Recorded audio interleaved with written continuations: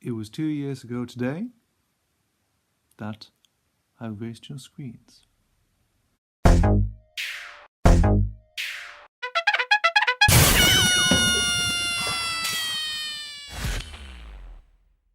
Special Q&A awesomeness. Cack. No! Sorry, Mum, that's not quite the case. No! What twat wrote that and thought that was clever? Bring on the questions. First up, we have Rory Douglas. He has 3 questions. Number 1, what is the video you are most proud of? The most proudest video I'm very proud of. Another video I'm most proud of. Interesting question, Dougal, but I might say Path Nostalgia for his farm, because that show was underrated and it deserves a lot more love they need, you know. I mean, there's still a big fan base for it still out there, but YouTube doesn't really hasn't given it much, so I decided to do a video of it, of course, and it's, you know, it's the 3rd most viewed video on my channel, and it deserves the respect it needs. So that's the video I'm most proud of. There could be many more, but I would stick to that one. That's the video I'm most proud of doing, because I've done it right. You know, it's there for the people. It's there for me because it's my personal favourite shows of all time, and it just works. It does. Question number 2, what other YouTubers inspire you / do you respect? YouTubers that inspired me for the original Being YouTube channel. I'll give you a few. Oliver Harper, Darren Locke, Mr. LTA 1234 or Winton King,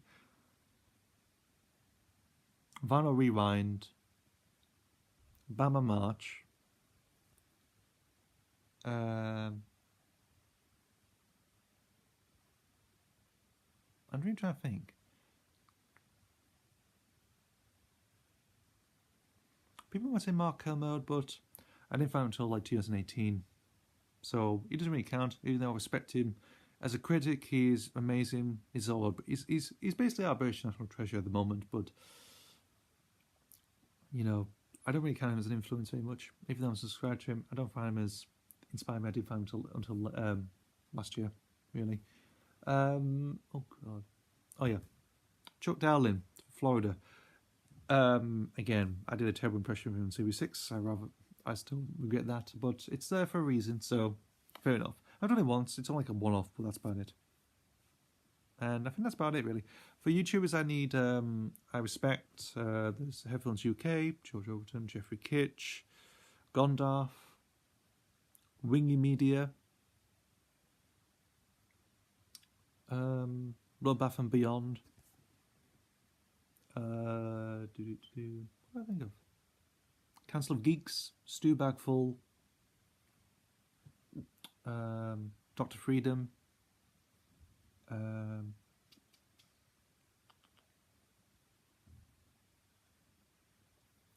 to think else. You know, and try to think how many people subscribe to, of course. I think, again, respect Mark Kermode, of course. I've Kermode and Mayo. That is good. I think that's about it, really. You know, those are the ones that I do respect, you know. Yeah, that's my list. Yeah, that's the sort of inspirations, and, you know, I still respect, of course, on YouTube. And his third and final question is, how many videos of your mates have you got left? Asking for a friend.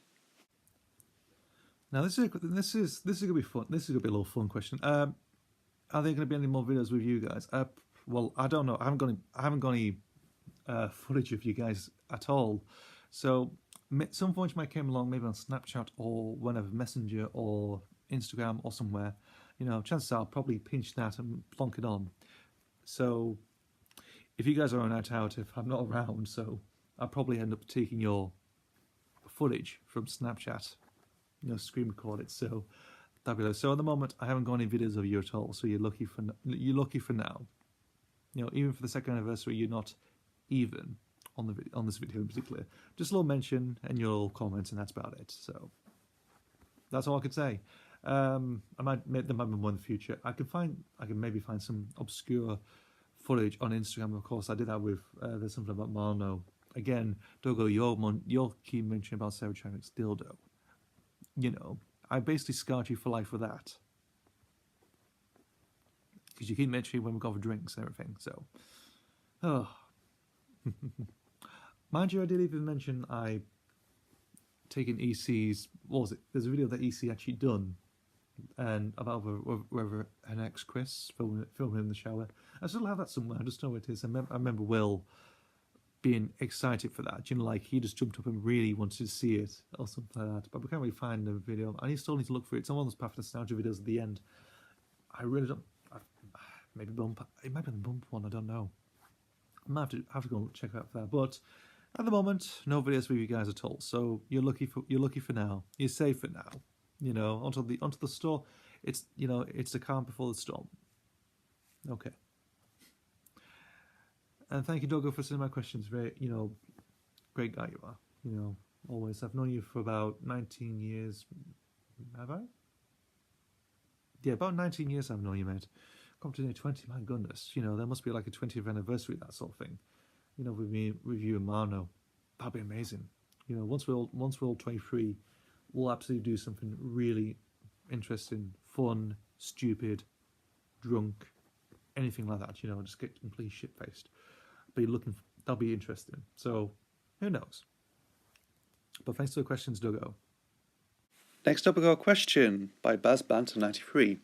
Do you have a favourite episode of Wind of the Willows and Fireman Sam? Favourite episode from the Wind and the Willows, the Cosgrove TV series that we both love and share a goodies and affection for, that we fangirl over, don't we, Baz? My favourite episode of the Wind and the Willows is the Labyrinth from series 2, because I love it's a very interesting episode because it features obviously Ratty's in peril because he can concussively fall into the labyrinth, and smack his head, on a very large rock. And someone managed to be alive as well. Interesting. And obviously Toad is dressed as Sherlock Holmes, because apparently he's been reading the Adventures of Sherlock Holmes, and it's just hilarious. He's armed all the gear, magnifying glass, deerstalker, shocking garb, and the pipe. He's really gone bored with it. It just works. And obviously him getting lost in these tunnels, with David Jason's lines and everything, it's just fantastic. I really do enjoy that episode. I sometimes revisit that episode now and again. I could have gone for an obvious one, which was like Mercury the Mobile Skull. I just went for the Labyrinth. It's really good. I love that one. Favorite Fireman Sam episode, Spotter Bother. Mainly Spotter Bother from series 3, mainly because it's an episode I've been, it's an episode I sort of grew up on multiple VHSs, as it appeared on multiple VHSs, and it's just stuck with me. That does, I actually do love it. I think it's, instead of some holidays, Norman's up to his old tricks, pretend he's got measles and everything like that, and chicken pox and everything, and Elvis Quillerton and Trevor Evans have to get fit, have to do like a very long run around Pontypandy in Newtown and everything like that. I really do enjoy that. It's hilarious in a way, and also teach you about your health as well, and how unhealthy some of the firefighters in Pontypandy are. So that's my favourite episode, Sport Bother. Thanks for your question, Baz. Next up we got Mayday 51, Nostalgia for Everyone. Question number 1. What's your all-time favourite childhood programme of yours? I have to say, Thomas Tancher and Friends, mainly because it's a very obvious, but it's a show I've been around since I was a baby. Those VHSs have been with me for a very long time, for my entire lifetime. So I have to say Thomas Tancher and Friends. Question number 2. Which one of these did you watch more often when you were younger? CBBC or CITV? To answer your question, I was more of a CITV guy. I mean, I didn't see much of CBBC at the time, but I remember a lot from CITV. There was Sooty was around at the time. I think Sooty and Co. But I remember like Sooty Heights and the remade show, Set in the House with Cadell and someone else. I forgot the name. Remember that on CITV back in the day. I remember Rosie and Jim was being broadcast multiple a couple of times there. I think towards the end, I think about 2000, 2001. I remember some episodes from Thomas Tantra and Friends from series 6 and 7. They were broadcast night CITV at the time. I don't think what I remember. What was it? Duncan, I think it was one. I remember seeing like Cambly's new coaches, Spotless Record. I think Bill, Ben and Fergus. I think that was another one. They were broadcast on CITV. Engie Benji, I think was another one that I sort of remember. Hilltop Hospital. Fetch the Vet. What was the other one? Duck and Dog. That was it. And something called Teddy Bears. I remember seeing. I thought, what the hell is this? And of course Art Attack as well. You know, that was amazing. That was really good. You know, it never creeped me out as like some people did. I mean, like, let's say Headphones UK, he gets screwed up by that sort of severed stone head. That severed stone head. That's always in the art department. But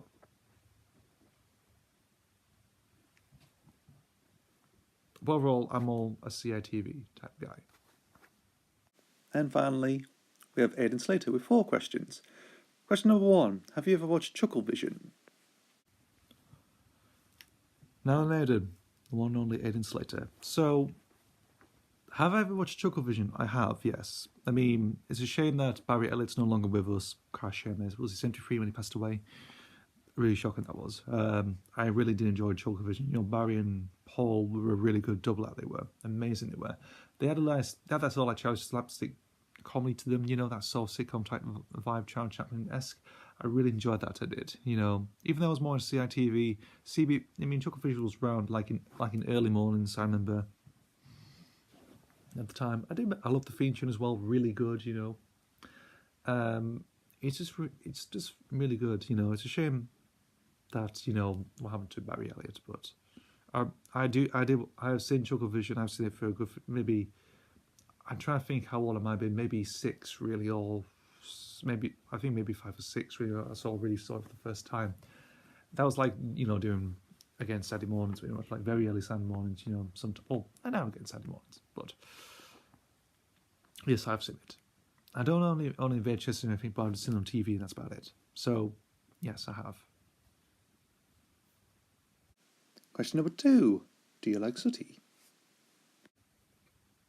Do I like Sooty? Of course I love Sooty. He's been around for a long time, he has. I mean, I think my favourite type of... I think my obvious favourite, you know, Sooty show has to be Sooty & Co, of course, with Matthew Corbett, of course. Something I found out very recently, there was a documentary with Bradley Walsh and talk about various different puppets, of course, featuring the late Ken Dodd. There was other ones as well.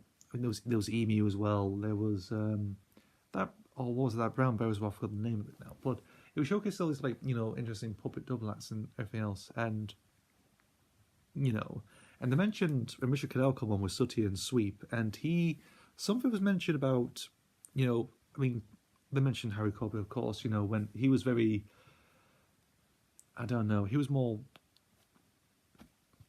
he was very protective, Sooty was, you know, and obviously when his son Peter, essentially Matthew Corbett, came on, it was only done for the money, really. But I always think, you know, everyone would probably say Harry Corbett because it depends on well, when they grew up. I mean, people grew up in the 50s and 60s, of course. They remember Harry Corbett, of course.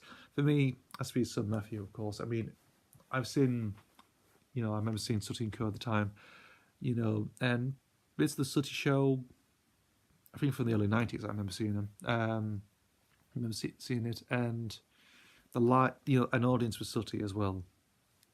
You know, that live show with celebrity guests and everything, you know, that was really good. Ainsley Harriott and Jonathan Ross.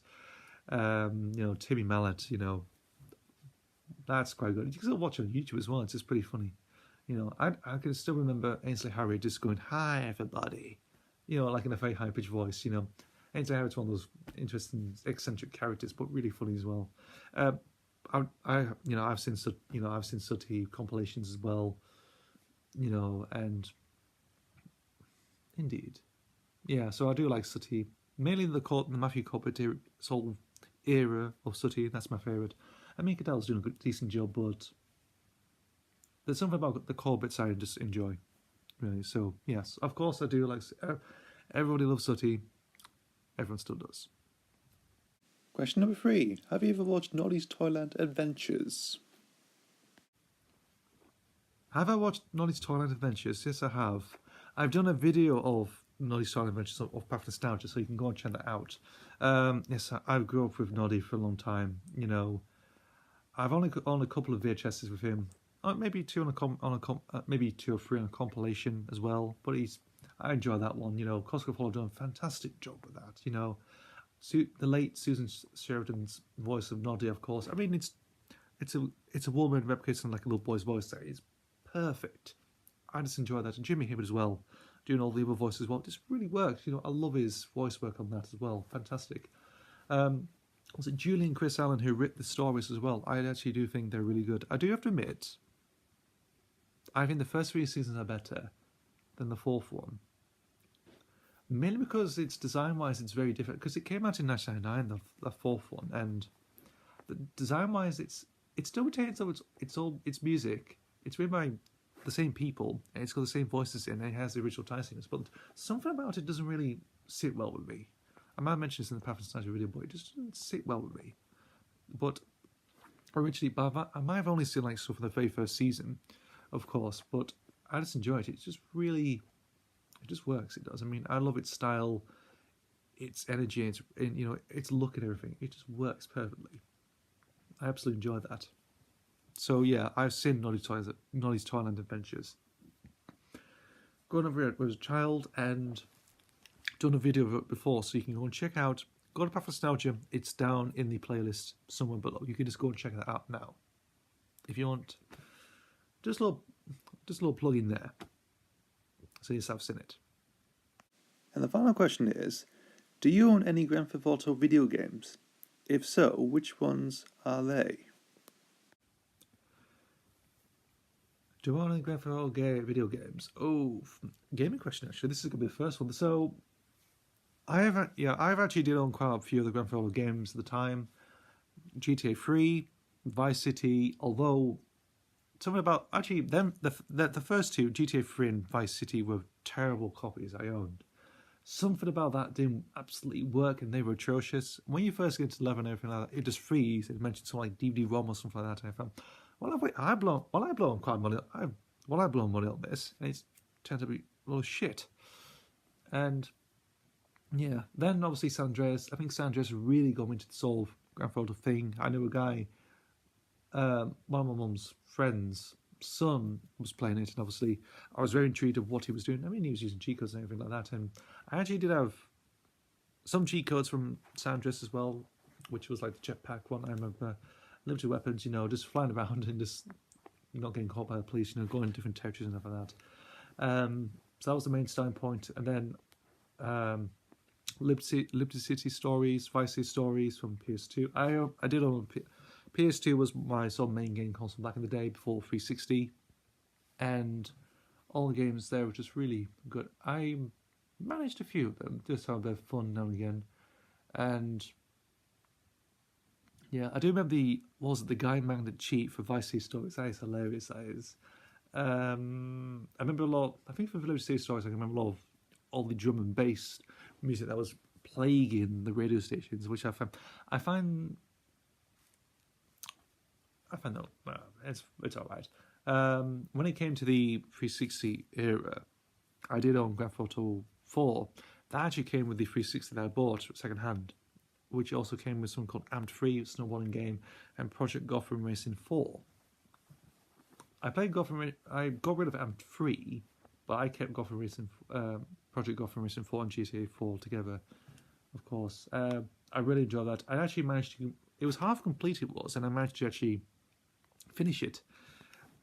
Finish over the guy I left started, and then actually restart it again and start doing my own take of it. And that was really good. The episodes of Liberty City, Lost and Damned, Bally Gay Tony, again, really good they were. Quite different games. I played Gay Tony a bit more because it was more accessible and a lot more interesting stuff was on there. Everyone knows why. And it was amazing. And then came GTA 5, and that was really good. I actually do remember that because I was 16 at the time. What do I remember from that? September. So at that point, I was finished. I was working as well, and I got myself an award as well. Apparently, felt like this, like an all. To be honest, they take the reward anyway. Some old stone with quartz and everything like that, like on a little wooden plinth. And again, GTA 5, and that was really good. That was. I mean, having 3 protagonists in one game, you could just switch from one to the other. And in San Andreas, Los Santos, San Andreas as well. An update version like in present day, really fantastic. And sadly, that was the last ever game I played. Believe it or not. At the time, I did really enjoy it. That was the last full game I played. And at that time, the Xbox One was coming out and PS4 were coming out. Nintendo Switch, or what was the other one? The Wii something. Switch, the Wii U. Yeah, the Wii U is coming out as well. I just give on gaming, and to put a nail in the coffin, my old 360 got waterlogged from a flood. About 2014, 2015, it got full of water and no longer functioned. I still have it somewhere in a box somewhere, but I think it's not. It's probably, just not working anymore. So, and by the end, I just sold all my PS2 games entirely. I just sold them off to sex. They come, the shop sex, not actual. You know what I mean? The stores, the store, and got quite a bit out of it. And I was talking to a security guard as well in the shopping centre actually. He was there as well. I think, bloody hell, San Andreas, that takes me back. And he was all from it looking through as well. He was in these old games. I think, bloody hell, quite interesting selection there. And I think I got rid of my old. Actually, do I? Do I know? I don't really know. I think I still have some old 360 games here and there. I mean, Red Dead Redemption's still around here somewhere. The original. I did play Undead Nightmare. I think it's related to Grand Theft Auto. But I had Undead Nightmare. My sister had Red Dead Redemption, even though she didn't play that much. I do remember completing that, actually. Undead Nightmare. I thought it was quite interesting. Really different. Try and get the 4 horses of the apocalypse and everything else. It's just pretty good. I mean, but after that, I just quit gaming altogether. It still amazes me that GTA 5 is still very popular. I think with online it sort of helped, it did, but it's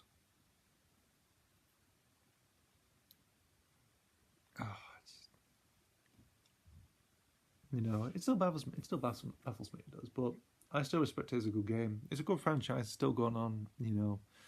I don't know what GTA 6 will be. I don't know, but I have to wait and see.